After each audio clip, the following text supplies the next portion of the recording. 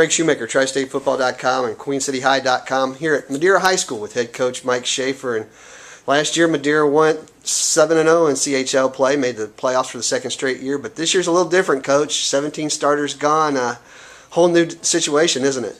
Yeah, we'll have a lot of guys that didn't have varsity experience play. I think we're have a program in place where we had guys step up last year that were JV players. We had 4 out of 5 offensive linemen last year that were JV players as juniors step in and start as seniors. So I think that the program's going in the right direction where when kids do graduate, the other kids know the expectations and can step in and play on Friday night. Yeah, and let's talk a little bit about that because with such a young class, the feeling of winning here, your program's now been to the playoffs back-to-back years. You lost to Clinton Massey last season.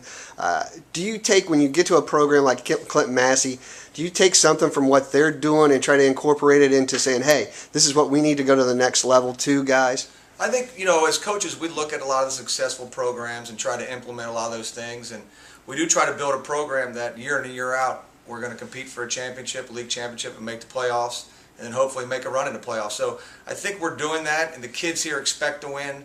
They know what it takes to win. They've seen the older guys the last 3 years, the seniors win a lot of games, so they've seen what they've done ahead of them. And we got a senior class coming up that knows what to do, knows how to win, and I think they'll do a good job leading us. Let's talk about the offense a little bit. New quarterback, but one thing you don't lack for is playmakers. You got Grant Hopewell, Cole Johnson, Matt Ballweg is also another playmaker. Talk a little bit about the offense. And up front, you've had a lot of guys in the past couple years that were big offensive linemen. What's it look like on the line and your skill positions? On the line, we won't be as big as we have in the past, and we're going to have to play a couple younger kids. Like I said, they were successful at the JV level. Coach Masala, my offensive line coach, has been with me a long time, and I have a lot of faith in him, and he's been doing this a long time. And I just tell him who the linemen are, and I know he's going to put 5 guys out there that can play. So I'm confident in that. And as far as the skilled guys, I think we still have some of the best in the league and some in the area coming back. Cole and Grant have a lot of experience.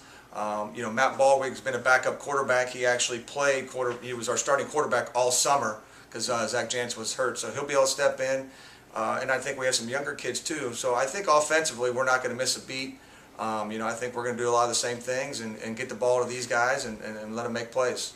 One of the things I've noticed about this league, the CHL, is there's a lot of teams that have players that were the size of your linebackers the past couple of years, 6 foot 180 linemen, whereas you've got 6'1", 180, 195 linebackers.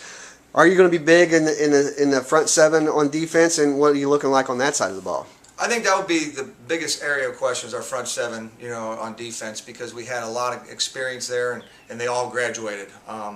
Once again, we'll have some young guys step in. We probably won't be as big and physical as we were up front. When you had Colin Buckner and Andrew McDougal at both the ends, and Will playing the tackle, we said we had more size than everybody and a lot of experience.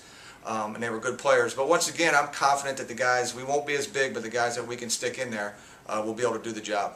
Your schedule's sort of brutal to start off with. You got playoff Norwood, who won 10 games. But the one thing that I look at that first part of your schedule, you got Wyoming, Norwood, and North College Hill, all teams that can strike quickly. As a coach, how do you defend for teams like that and not letting a young team's psyche get too hurt early on? I think the big thing is we talked about now is still being aggressive but not giving up big plays. That hurt us early on last year in our first game against CHA. Even though we were experienced, we gave up big plays. We didn't make them earn a lot of things. So I think that's something going this year. Not giving up the big plays, let those kids get experience, and then as they gain that experience, we can become more and more aggressive on defense. The CHL, talk a little bit about what you're looking at in 2013. It seems to me the teams on the bottom have raised their elevation of play, and there's more of the smaller school teams that really have a shot in 2013, aren't there? Yeah, I think it's been that way. Teams have been catching up, and the teams like Wyoming and Indian Hill that had dominated for 10 years, teams like us have caught them, and I think that it's been, it's more balanced.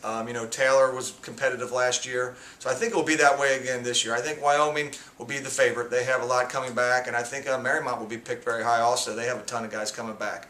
So I think that, those guys will be picked up top, and then, like I said, I think we're going to compete year in and year out, so I think it will be a good league again. Well, there you have it. Head coach Mike Shafer of the Madeira Mustangs. They've won 18 straight CHL games and 24 of their last 25 in league play. I'm Greg Shoemaker for Tri-State Football.